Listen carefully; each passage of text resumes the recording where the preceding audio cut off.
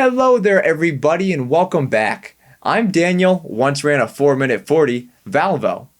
And now that we know how proportions work from last video, we can finally answer a question that's plagued me for years. How many miles is in a 5K? Let's do it. To start off, let's talk about the standard system.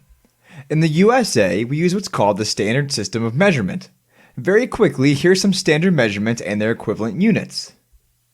Length. There are 12 inches in a foot, 3 feet in a yard, and 1 mile and 1,760 yards. Weight. There are 16 ounces in a pound and 2,000 pounds in a ton. Capacity, or volume. We've got 3 teaspoons in a tablespoon, 2 tablespoons in 1 fluid ounce, 8 fluid ounces in a cup, 2 cups in a pint,